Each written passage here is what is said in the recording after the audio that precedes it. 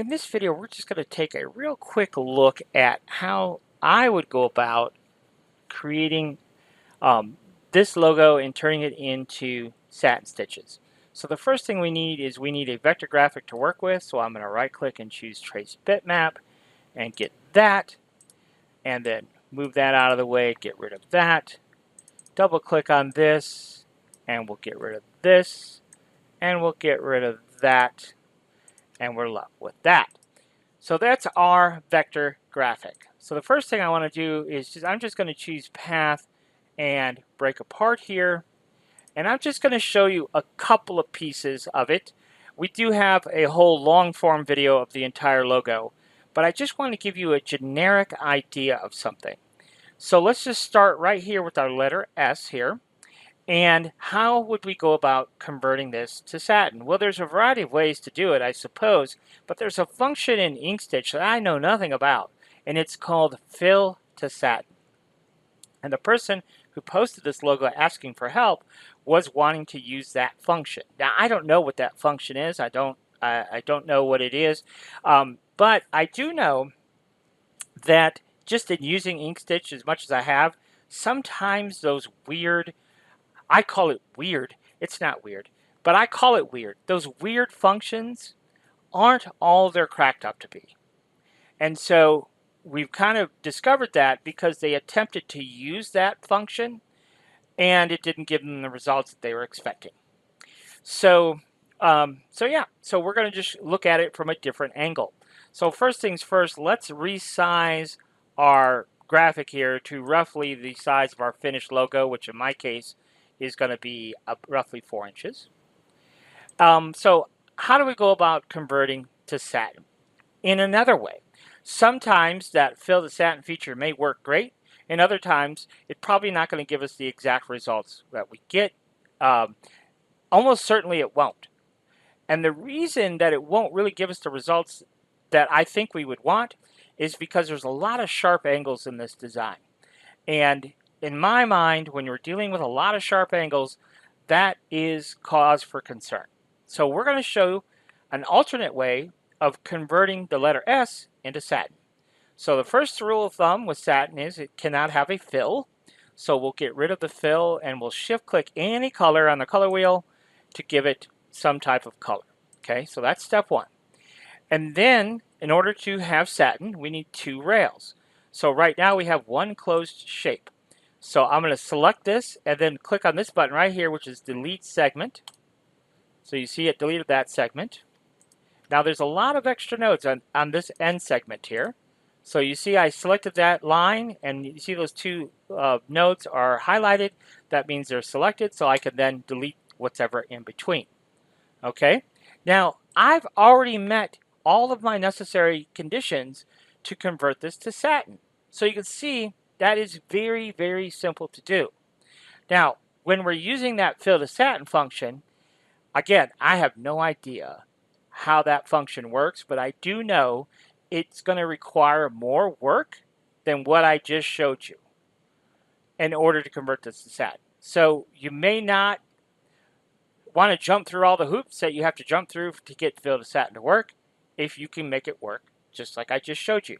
So this will now convert to satin stitches, no problem.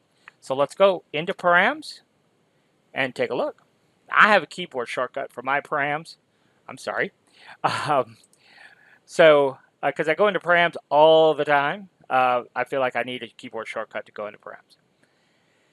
So you could see that, in fact, our letter S is converted to satin. And now here's what I was talking about. When you're using that fill to satin function, it's probably not going to give us the results that we expect.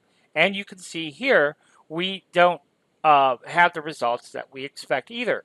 We do have satin stitches, but you can see they're not pretty. They're all over the place. And why are they all over the place? Let's go ahead and choose apply and quit.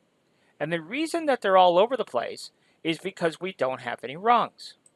Now, I could go through the process of showing you how to add rungs to this, and I guess I will go ahead and do it just for, fun. Let's go into our pen tool, and let's add some rungs. And rungs are just lines, okay? So they're just going to be lines that we're going to come in here and add.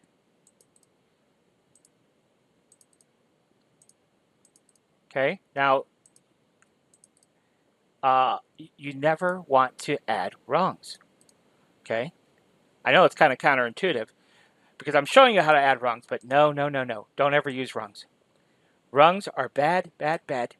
So we'll choose path and combine because they do need to be combined to our rails in order to function. And then we are going to go into params again. And now you're going to see that we can turn that into Satin. And you could see, because I strategically placed my rungs, we have a very, very usable Satin. Okay? Apply and quit. Now, I did tell you, don't ever use rungs. And that's a good, that truly is, honestly, all kidding aside, that is really a good option to not use rungs. So we're going to just delete the rungs that I just added because I'm a firm believer that we should not use rungs. If you get in the habit of not using rungs on this design, oh, I don't know, maybe it's not like a huge problem, but in other designs, I feel like adding rungs can be a huge problem. If we know how to control our nodes here a little bit, that can be quite useful for us in further design work. So all I'm doing is I just want to show you. Okay, so maybe you're just gonna be a rung person. That's fine. But I just want to show you how do you not use rungs. So because I really feel quite that strongly about it. So we're going to select all those. We're going to make straight lines. And now, so this, we don't have any rungs. Now, the only real trick to making this work the way we expect it to is, first of all, we should have an even number of nodes. So if we select those, we see we have 17 nodes. So we're already have an odd number of nodes. In order, if we don't have rungs, then InkStitch will look at our nodes. And so, but InkStitch wants pairs of nodes because it's going to use our nodes as stitch angles. The reason that this S works is because when we added our rungs in this very specific way, we're controlling stitch angle. So this is going to start here, but see, this one already doesn't have anything to pair with. This one here, but this one doesn't have anything to pair with. That one does. This one does, this one does, but this one doesn't, and that one does. So do you see that? So let's go back to the top. End node, that pairs, then this pairs, and then this one here is going to pair with that one there. And maybe it shouldn't. Maybe it should go that way. So this one's going to pair with that one, that one's going to pair with that one, that one's going to pair with that one, that one's going to pair with that one, and then this one's going to pair with this one. This one's going to pair with that one, and that one's going to pair with that one. Okay? So now, if we look at that, you can see we have 20 of 20. So at least it does have an even number of nodes. So now let's go ahead and convert that into Satin.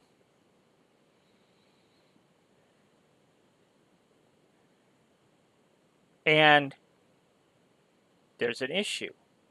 There's an issue. And I'm so glad it showed us this problem. So let's go ahead and choose Apply and Quit, because if we're going to go the node route, then we really have to control our nodes. So what do we know? We know there's an issue. We know that we did a quick look and we have the same number of nodes. So we have 20 of 20. So that's right. But why do we have an issue? We should not have an issue. So where did we have the issue at? Well, let's start right here. The issue's not there. So we're just going to undo that. And the issue's not, wait a minute. I just pulled out a node from there. How did that happen? See, there was a node directly on top of a node. Okay? So that's problem number one. So now that we've deleted that node, let's go ahead and select all those. Now you can see that we have 19 of 19, so now we have another issue. We had an extra node here, but now we've got an extra node somewhere else. Is it down here? Look at there, right there, look at that. Okay, so now if we convert that to Satin, now you're probably going to see that it's going to stitch out just fine.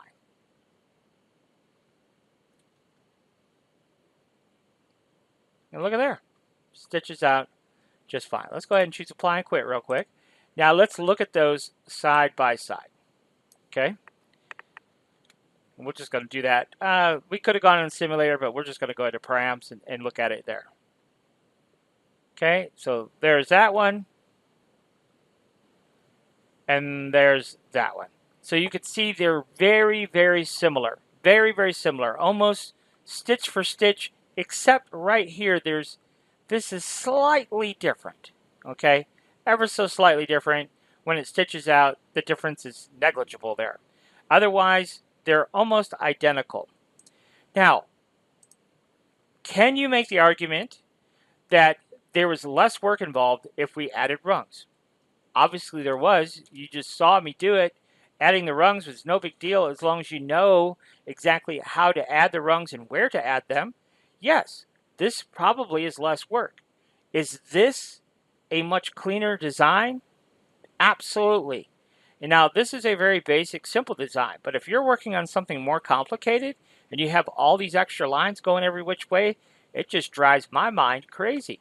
So that's why I'm a big fan of no rungs. Okay?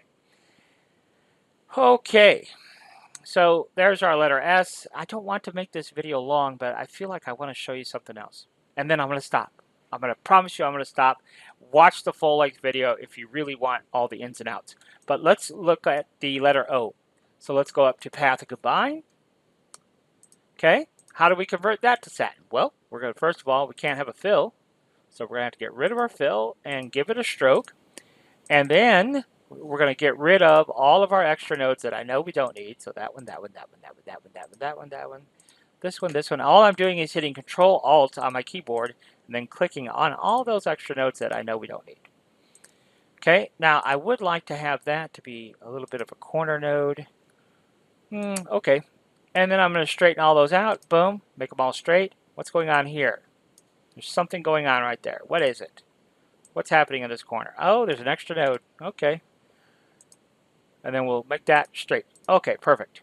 Okay, so there you go. So what we're going to do is double click here and here.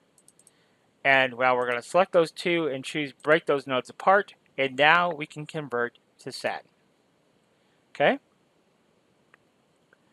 We could not have converted to Satin had I not chosen that break nodes apart. And notice where it starts. It starts right where I broke the nodes apart. Okay.